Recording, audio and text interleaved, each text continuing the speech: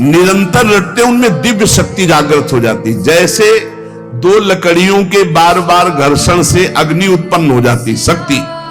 देखो ना, दो पत्थरों को आप रगड़िए तो उनमें चिंगारी पैदा हो जाएगी। तो दिव्य चिदानंदमय नाम जब हमारी जिह्वा पे रगड़ होती है, उसमें ऐसी महान शक्ति जागृत होती। ज्ञान, भक्ति, वैराग्य, विपत्ति, दुख का नाश सब। भगवान कितने समीप है, आपके समीप इतने कि उनसे ज्यादा कोई समीप नहीं है, बहुत नजदीक। जो अनुभव करना चाहो, हमारे प्रभु की यही मानता है। इस खंबे में है तो यही मिलेंगे आपको, और हृदय में है तो यही हृदय में मिलेंगे, और बद्री नारायण में मिलेंगे तो बद्री नारायण में ही मिलेंगे। जहां जैसी भावना करोगे वैसे ही भगवान मिलेंगे। और सर्वत्र है तो सर्वत्र फिर यहां भी है। नाम जप सब कुछ इसी से प्राप्त हो जाएगा, विश्वास कर लीजिए। तो लोग पूछते हैं कौन सा नाम जप करें, तो पहली बात है कि जो आपके गुरु ने नाम दिया है वो नाम जप करो। यदि आपने गुरु नहीं बनाया तो जो नाम आपको भगवान का प्रिय हो, राम कृष्ण हरि शिव, जो नाम आपको प्रिय हो नाम जप करो। वो आपको गुरु से मिला देगा, गुरु मंत्र दिलवा देंगे, वो आपको भगवत प्राप्ति का सब वही नाम करवा देगा। आप शुरू तो करो नाम जप करना। जिनको सौभाग्य से गुरु मिल गए हैं, अपने गुरु के द्वारा दिए हुए नाम पर आसक्त हो जाओ।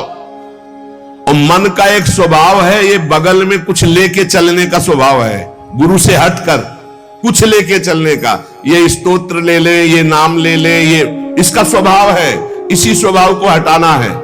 गुरु ने कहा राम तो राम, गुरु ने कहा राधा तो राधा जीवन, उसी से आप देख लेना सब कुछ प्राप्त हो जाएगा। नाम की बड़ी महिमा है। विभिन्न ग्रंथों में भगवान के विभिन्न नामों को गाया गया है।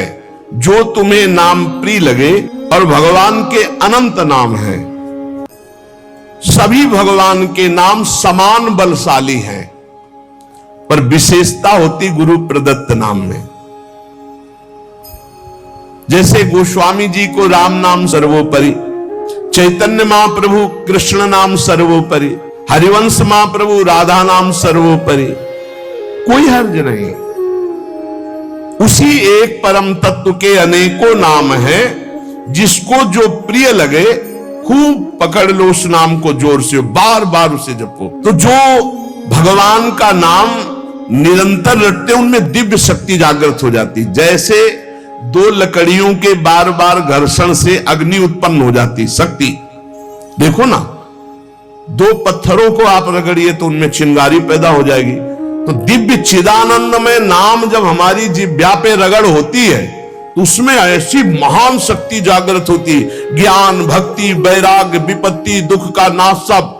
देखो गोस्वामी जी सरल भाषा में कह रहे हैं, यदि हृदय में और जगत में भी लोक में मंगल चाहते हो तो अपनी जिह्वा रूपी देहरी पर, जो भीतर और बाहर दोनों को मंगल करेगी, नाम विराजमान कर लो। गोस्वामी जी को प्राण प्रिय है 2 अक्षर राम, ऐसे प्राण प्रिय है हमारा 2 अक्षर राधा। जिह्वा पे विराजमान कर लो, लोक परलोक सब मंगल को प्राप्त हो जाएगा।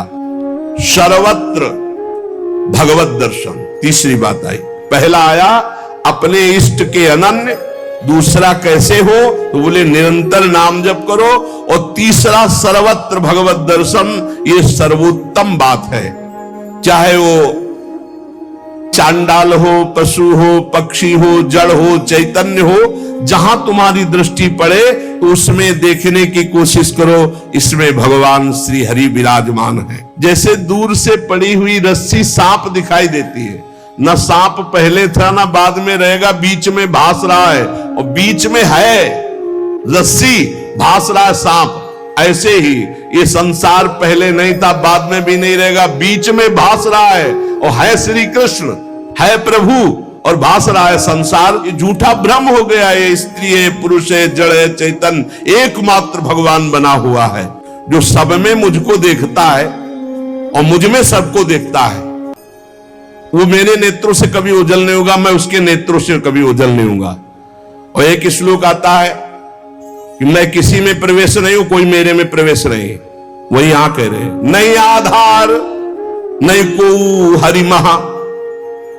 अब क्या मतलब है इसका?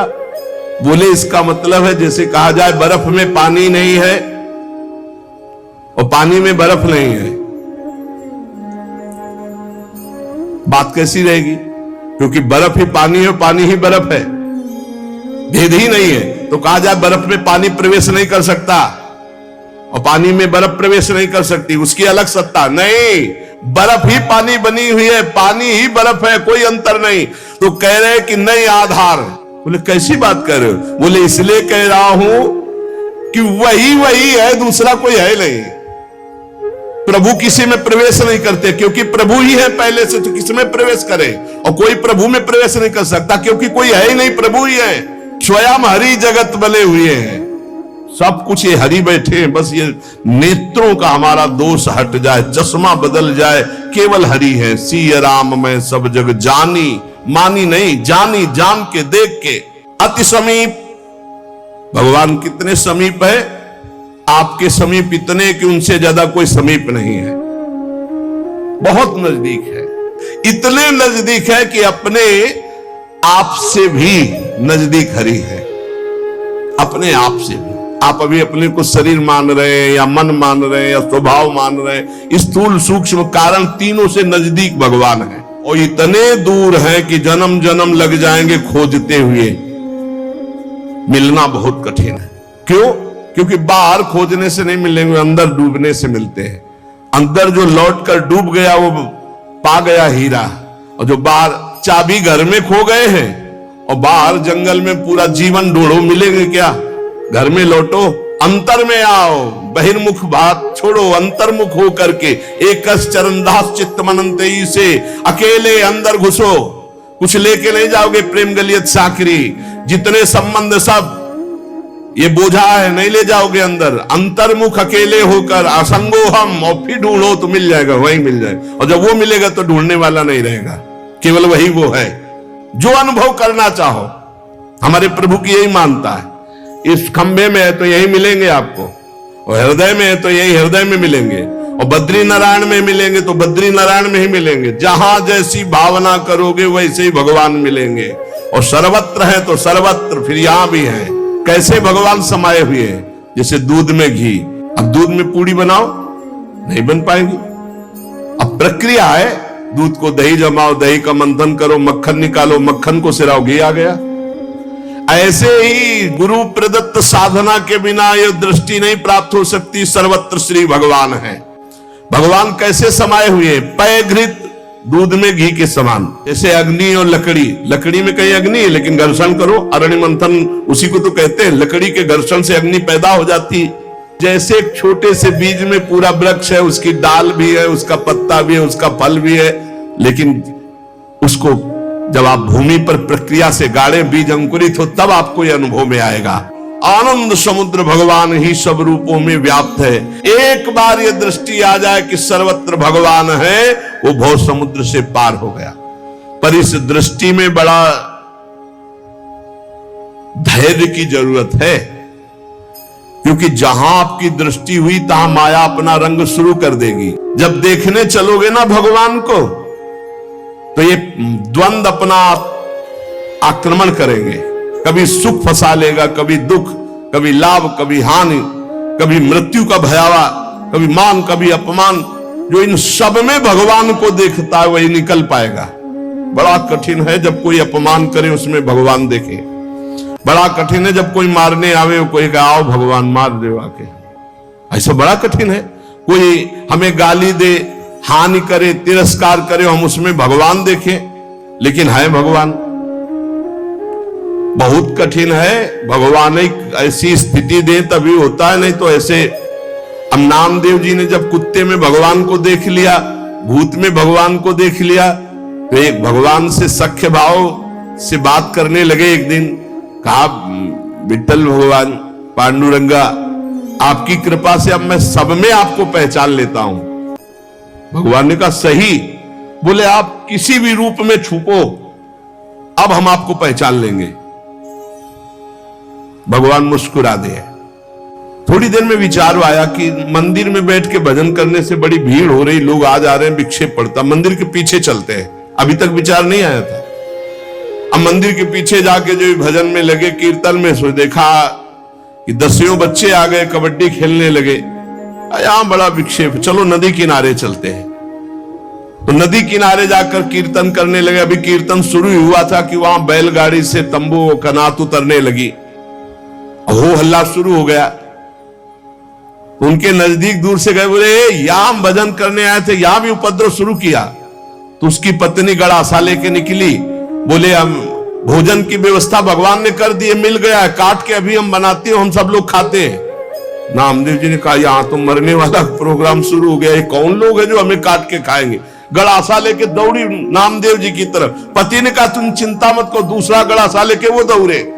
अब वो नामदेव जी ने, भजन तो फिर भी हो जाएगा जो जिंदा रहेंगे, भागे मंदिर की तरफ। और सांस, और जैसे जैसे भागते पीछे से पकड़ पकड़ अब पकड़ा पर। जब नगर में प्रवेश किया तो वहां देखा कि कोई ने, फिर मंदिर में गया, कहा हा भगवान ने कहा क्या हो गया।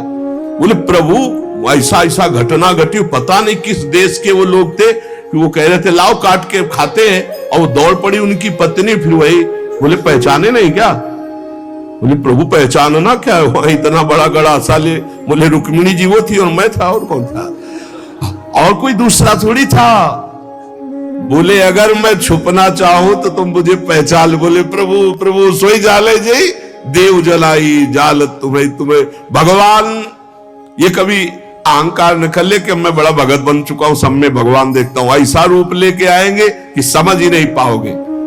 मान अपमान, सुख दुख, निंदा स्तुति, जन्म मृत्यु, इसे समान देखने वाला जीवन मुक्त होता है। देखो ये, इस पर हमें समान होना पड़ेगा। द्वंद्व विमुक्ता, सुख दुख संगई। क्या देखना होगा, सभी मेरे प्रभु के खेल हैं, सभी में प्रभु भरे हुए हैं, और प्रभु का पावन स्पर्श हमें प्राप्त हो रहा है। चाहे जैसी परिस्थिति हो, बहुत आनंद रहता है यदि भगवत भाव में रहोगे। जगत भाव में तो कैसे भी रहो, दुख ही दुख।